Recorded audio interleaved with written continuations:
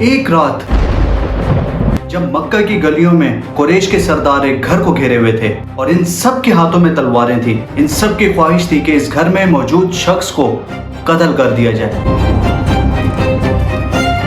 وہ شخص جسے یہ قتل کرنا چاہتے تھے وہ میرے اور آپ کے نبی محمد صلی اللہ علیہ وسلم تھے۔ لیکن اس رات آپ صلی اللہ علیہ وسلم گھر پر موجود نہیں تھے، اور آپ صلی اللہ علیہ وسلم نے اس بستر پر جس شخص کو لٹایا، چوتھے خلیفہ اول حضرت علی کرم اللہ وجہ الکریم،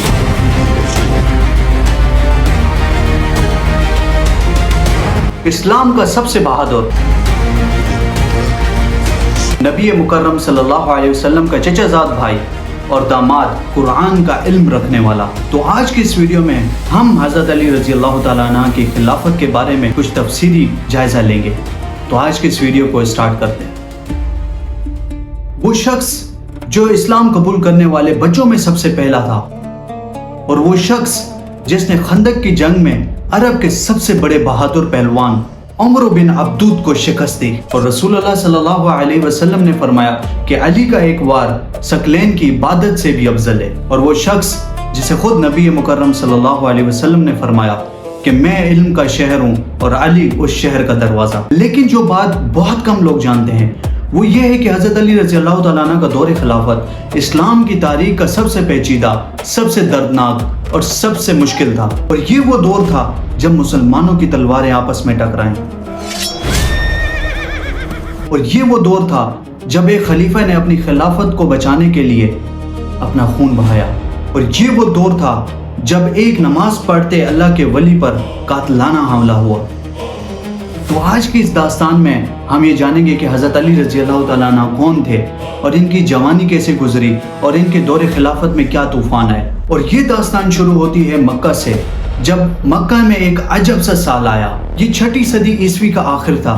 مکہ وہ شہر جو کعبے کی وجہ سے پوری دنیا میں معروف تھا، اور اس وقت عرب کا سب سے بڑا تجارتی مرکز بھی تھا۔ یہاں کے قبائل میں سب سے بااثر قریش تھے، اور قریش میں سب سے معزز گھرانہ بنو ہاشم تھا، اور بنو ہاشم کے سردار ابو طالب تھے۔ ابو طالب کا گھر عرب کی سیاست کا سب سے بڑا مرکز تھا، اور ان کی آواز میں ایک اتھارٹی تھی۔ لیکن ایک دن جب ابو طالب ایک سفر سے واپس گھر پر آئے تو انہیں ایک خوشخبری ملی کہ ان کے ہاں ایک بیٹا ہوا ہے، کہ ان کی اہلیہ فاطمہ بنت اسد نے ایک بیٹے کو جنم دیا ہے۔ ماں نے بچے کا نام رکھا حیدر، جس کا مطلب ہے شیر، لیکن ابو طالب نے کہا نہیں، اور اس کا نام رکھا علی، جس کا مطلب ہے بلند، اعلیٰ، رفعت والا۔ یہ تقریباً 23 بعثت سے پہلے کی بات ہے، کہ کچھ مورخین کا کہنا ہے کہ حضرت علی رضی اللہ تعالیٰ عنہ 13 رجب کو پیدا ہوئے، اور ایک اہم اور نادر روایت کے مطابق حضرت علی رضی اللہ تعالیٰ عنہ کی پیدائش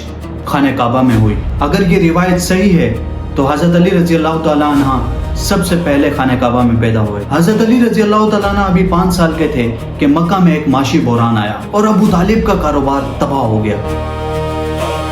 گھر میں تنگی اور بچوں کی پرورش بہت مشکل ہو چکی تھی، اور اس وقت ان کے بھتیجے آئے، محمد بن عبداللہ صلی اللہ علیہ وسلم، جو خود یتیم تھے اور اسی گھر میں بچپن گزار چکے تھے، اور انہوں نے کہا کہ چچا جان، میں علی کو اپنے گھر لے جاتا ہوں۔ اور اس طرح 5 سال کی عمر میں حضرت علی رضی اللہ تعالیٰ عنہ نبی اکرم صلی اللہ علیہ وسلم کے گھر میں آ گئے۔ یہ ایک ایسا تعلق تھا جو صرف پرورش کا نہیں تھا بلکہ روح کا تھا۔ نبی صلی اللہ علیہ وسلم علی کو پڑھاتے، اور علی رضی اللہ تعالیٰ عنہ صلی اللہ علیہ وسلم کی عبادت کو دیکھتے، اور نبی صلی اللہ علیہ وسلم جب قرآن کی آیات حضرت علی رضی اللہ تعالیٰ عنہ کو پڑھاتے تو وہ ان آیات کو اپنے دل میں اتارتے، اور پھر وہ لمحہ آیا جس نے حضرت علی رضی اللہ تعالیٰ عنہ کی زندگی کو بدل کر رکھ دیا۔ اور 610 عیسوی میں غار ہرا کی تاریخی میں ایک 40 سالہ شخص کے اوپر وحی آئی، پورا جسم کانپ اٹھا، پوری کائنات جیسے ہل گئی۔ رسول اللہ صلی اللہ علیہ وسلم گھر واپس آئے، اور خدیجہ رضی اللہ تعالیٰ عنہ نے ان کے اوپر چادر اوڑھی، اور تھوڑی دیر بعد وحی کا سلسلہ شروع ہوا۔ اور اب وہ لمحہ آیا جس کے بارے میں لوگ بہت کم سوچتے ہیں۔ رسول اللہ صلی اللہ علیہ وسلم نے جب اپنے قریب ترین لوگوں کو اسلام کی دعوت دی، جن میں خاتون میں سب سے پہلے اسلام قبول کرنے والے حضرت خدیجہ رضی اللہ تعالیٰ عنہ تھی، اور مردوں میں سب سے پہلے ایمان قبول کرنے والے حضرت ابو بکر صدیق رضی اللہ تعالیٰ عنہ تھے۔ اور بچوں میں سب سے پہلے اسلام قبول کرنے والے حضرت علی رضی اللہ تعالیٰ عنہ تھے۔ 10 سال کی عمر میں جب دوسرے بچے کھیل کود میں مگن تھے تو علی رضی اللہ تعالیٰ عنہ نے اس سچ کو قبول کیا جس سچ کو مکہ کے بڑے بڑے سردار قبول کرنے سے انکار کرتے تھے۔ میں نے کہا کہ اگر اسلام لے آؤ تو تم ہمارے بھائی ہو، اور یہی بات میں تم سے بھی کہتا ہوں۔ کیا میں مسلمان ہو جاؤں؟ کیا میں مسلمانوں کے خون کا پیاسا ہوں؟ لیکن یہ اعلان ایمان آسان نہیں تھا۔ مکہ میں اسلام لانے والے لوگوں کے اوپر ظلم شروع ہوا اور بلال رضی اللہ تعالیٰ عنہ کو تپتی ریت پر لٹایا گیا۔ یاسر کے خاندان کو تشدد بنایا گیا اور خود نبی مکرم صلی اللہ علیہ وسلم پر گندگی پھینکی گئی۔ حضرت علی رضی اللہ تعالیٰ عنہ یہ سب دیکھ رہے تھے اور یہ سب محسوس کر رہے تھے، لیکن اس سب کے باوجود وہ اپنے ایمان پر قائم تھے۔ اور پھر وہ دن آیا جب رسول اللہ صلی اللہ علیہ وسلم نے بنو ہاشم کو اپنے گھر بلایا، یوم الانذار، اور علی الاعلان ایمان کی دعوت دی۔ سب خاموش تھے اور اتنے میں ایک شخص کھڑا ہوا اور کہنے لگا کہ میں آپ کے ساتھ ہوں، اور وہ حضرت علی رضی اللہ تعالیٰ عنہ تھے جن کی عمر اس وقت 13 یا 14 سال کے قریب تھی۔ لوگوں نے ہنسی اڑائی، لیکن آپ صلی اللہ علیہ وسلم مسکرائے اور فرمایا یہ میرا بھائی ہے، یہ میرا وارث ہے اور یہ میرا جانشین ہے۔ ایک نوجوان، ایک اعلان اور ایک عہد جو پوری زندگی تک نبھایا۔ لیکن سب سے بڑا امتحان تو ابھی آنا تھا، وہ رات جس کا ہم نے شروع میں ذکر کیا، ہجرت کی رات۔ مکہ کے سرداروں نے طے کر دیا تھا کہ اس رات ہم نبی مکرم صلی اللہ علیہ وسلم کو قتل کر دیں گے۔ ہر قبیلے سے ایک بندے کو لایا جائے گا تاکہ خون ہر قبیلے میں بڑھ جائے اور بنو ہاشم بدلہ نہ لے سکے۔ لیکن اللہ تعالیٰ نے نبی اکرم صلی اللہ علیہ وسلم کو خبردار کر دیا، اور رسول اللہ صلی اللہ علیہ وسلم نے حضرت علی رضی اللہ تعالیٰ عنہ کو اپنے گھر پر بلایا اور کہا کہ آج تم میرے بستر پر سو جاؤ اور میری سبز چادر اپنے اوپر اوڑھ لو، کیونکہ مجھے ہجرت کے لیے جانا ہے۔ کیا آپ سوچ سکتے ہیں کہ ایک نوجوان سامنے کھڑا ہے، وہ جانتا ہے کہ آج رات مسلح لوگ اس کے اوپر حملہ کرنے کے لیے آئیں گے، وہ جانتا ہے کہ چادر اٹھتے ہی اس کو مارا جائے گا، اور حضرت علی رضی اللہ تعالیٰ عنہ نے بنا رکے آپ صلی اللہ علیہ وسلم سے کہا میں تیار ہوں یا رسول اللہ۔ یہ شجاعت نہیں تھی، یہ محبت تھی۔ رسول اللہ صلی اللہ علیہ وسلم گھر سے نکلے اور سورہ یاسین کی تلاوت کرتے ہوئے دشمنوں کے درمیان سے گزر گئے، اور صبح جب دشمنوں نے چادر اٹھائی تو سامنے حضرت علی رضی اللہ تعالیٰ عنہ، قریش کا پورا منصوبہ خاک میں مل گیا۔ حضرت علی رضی اللہ تعالیٰ عنہ کو گرفتار کر دیا اور تشدد کیا، لیکن وہ ٹوٹے نہیں۔ رہائی کے بعد حضرت علی رضی اللہ تعالیٰ عنہ نے رسول اللہ صلی اللہ علیہ وسلم کی امانتیں ان کے اصل مالکوں تک پہنچائیں، کیونکہ اس وقت نبی مکرم صلی اللہ علیہ وسلم کے پاس امانتیں رکھنے کا رواج تھا۔ اور اس کے بعد حضرت علی رضی اللہ تعالیٰ عنہ مدینے کی طرف ہجرت کر گئے، اور جب حضرت علی رضی اللہ تعالیٰ عنہ مدینے پہنچے تو آپ صلی اللہ علیہ وسلم نے حضرت علی رضی اللہ تعالیٰ عنہ کو گلے لگایا۔ اور پھر ایک اور تاریخی لمحہ آیا، نبی پاک صلی اللہ علیہ وسلم نے اپنی بیٹی فاطمہ الزہرا رضی اللہ تعالیٰ عنہ کا نکاح حضرت علی رضی اللہ تعالیٰ عنہ سے فرمایا۔ اب حضرت علی رضی اللہ تعالیٰ عنہ صرف چچا زاد بھائی نہیں بلکہ وہ اب داماد بن چکے تھے، اور اب جنگوں کا دور شروع ہوا۔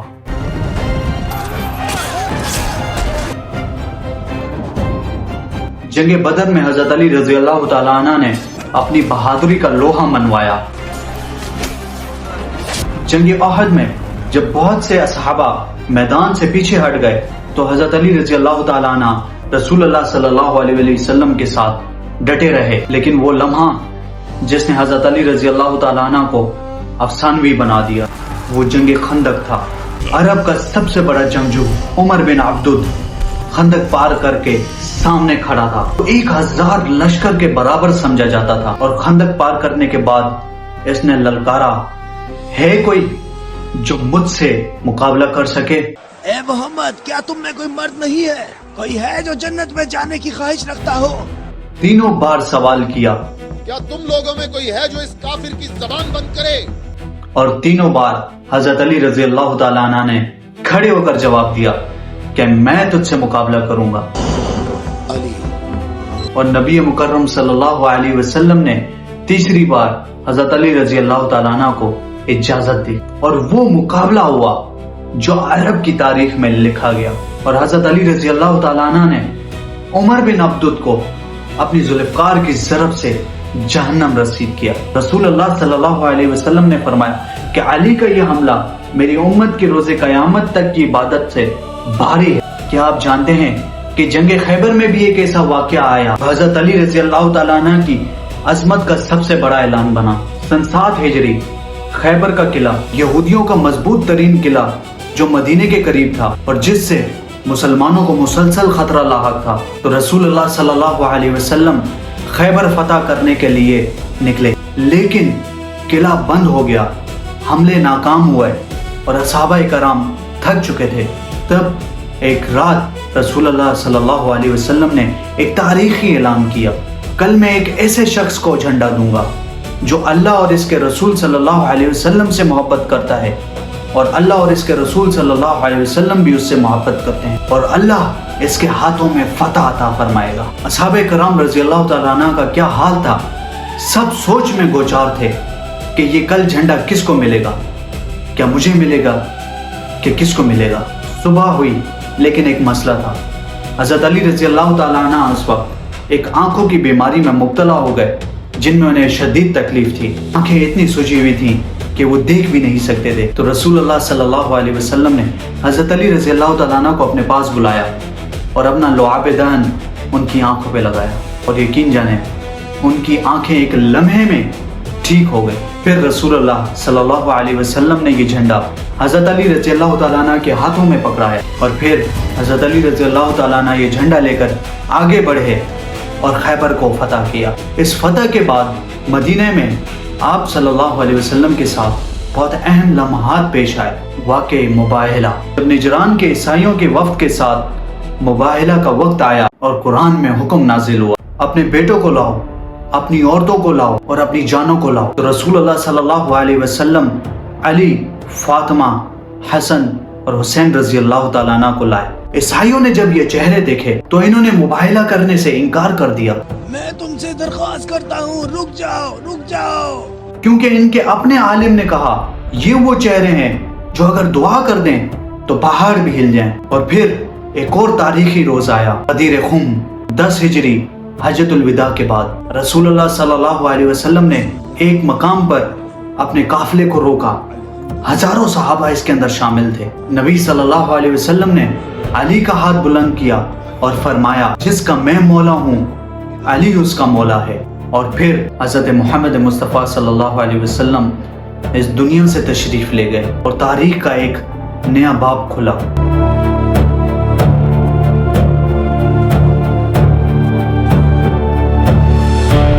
سن 35 ہجری تیسرے خلیفہ حضرت عثمان رضی اللہ تعالیٰ عنہ کو اپنے ہی گھر میں قرآن کی تلاوت کرتے ہوئے شہید کر دیا گیا۔ مدینہ صدمے میں تھا، پوری خلافت خوف میں تھی، اور اب ایک لمحہ آیا جب مدینے کے لوگ جانتے تھے کہ صرف ایک ہی شخص ہے جو اس کشتی کو ڈوبنے سے بچا سکتا ہے، اور وہ ہے حضرت علی رضی اللہ تعالی عنہ۔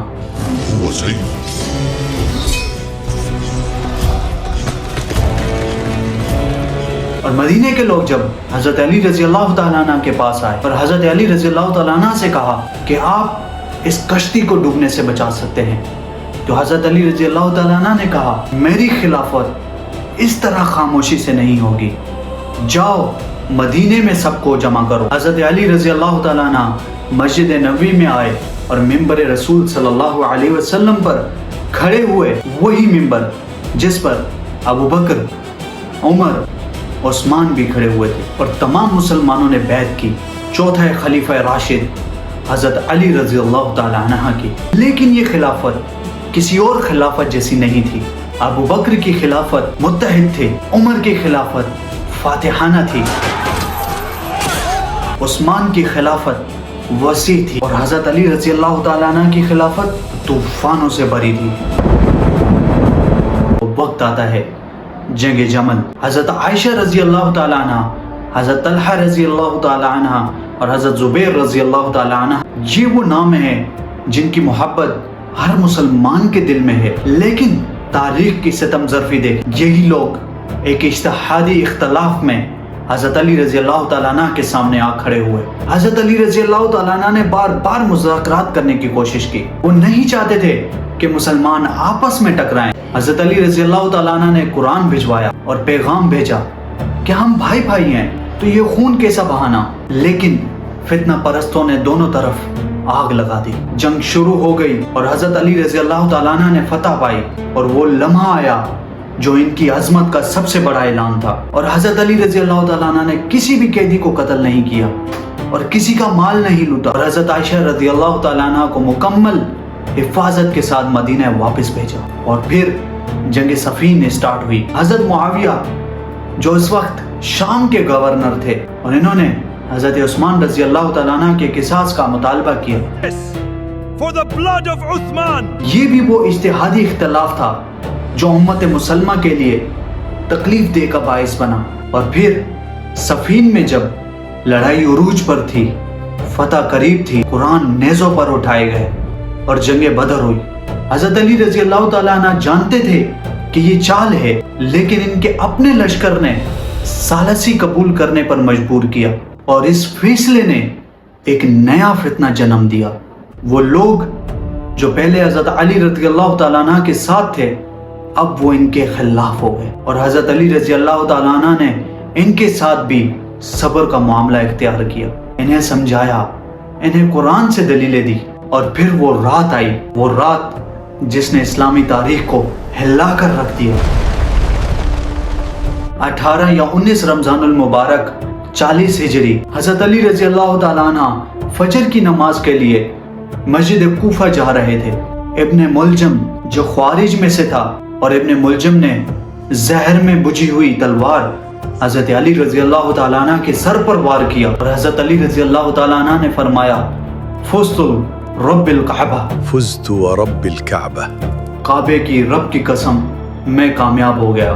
کعبہ کے رب کی قسم میں کامیاب ہو گیا۔ ایک شخص جس کی پوری زندگی جنگ، تکلیف اور فتنوں میں گزری، اور وہ شخص موت کے لمحے میں بھی کامیابی کا اعلان کر رہا تھا، کیونکہ وہ جانتے تھے کہ یہ راستہ اللہ کی رضا کا راستہ ہے۔ 2 دن بعد 21 رمضان المبارک کو حضرت علی رضی اللہ تعالیٰ عنہ اس دنیا سے تشریف لے گئے۔ وہ جسم جو کبھی خندق کی جنگ میں دشمنوں کو للکارتا، اور وہ جسم جو ہجرت کی رات بے خوف نبی مکرم صلی اللہ علیہ وسلم کے بستر پر لیٹا تھا، اور وہ جسم جو کعبے کے پاس پیدا ہوا، آج وہ مٹی میں مل گیا۔ انا للہ و انا الیہ راجعون۔ حضرت علی رضی اللہ تعالیٰ عنہ کی زندگی کو اگر ایک جملے میں بیان کیا جائے، یہ وہ شخص تھا جس نے زندگی کی ہر آزمائش میں صرف اللہ کو چنا۔ وہ 10 سال کا بچہ جس نے اسلام قبول کیا جب عرب کے بڑے بڑے حکمران، سردار انکار کر رہے تھے۔ وہ نوجوان تھا جب اس نے موت کو گلے لگایا تاکہ نبی صلی اللہ علیہ وسلم محفوظ رہیں۔ وہ جنگجو تھا جس نے خیبر کو فتح کیا اور خندق میں عرب کے سب سے بڑے جنگجو کو شکست دی۔ یہ وہ خلیفہ تھا جس نے طوفانوں میں حق کا دامن تھاما اور تلواروں کے سائے میں عدل کا پرچم تھامے رکھا، اور یہ وہ شہید تھا جس کی زبان پہ آخری الفاظ تھے، فزتو، میں کامیاب ہو گیا۔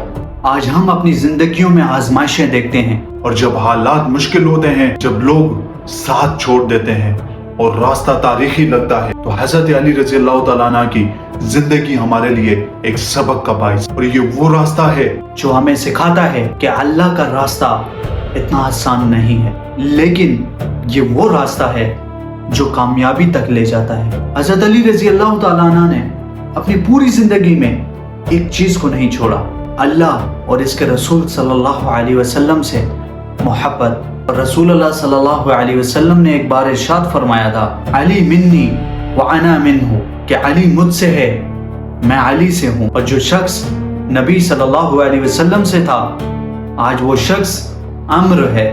اللہ تعالیٰ ہمیں علی کی محبت، ان کی شجاعت اور ان کی بصیرت اور ان کے ایمان سے کچھ حصہ عطا فرمائے۔ تو اگر آج کی ویڈیو آپ کو پسند آئی ہے تو اس کو لائک اور سبسکرائب ضرور کرنا ہے، کیونکہ اس چینل کے اوپر آپ کو اس طرح کی ویڈیوز ملنے والی ہیں۔ امید کرتا ہوں کہ آج کی ویڈیو آپ کو پسند آئی ہوگی۔ السلام علیکم ورحمۃ اللہ۔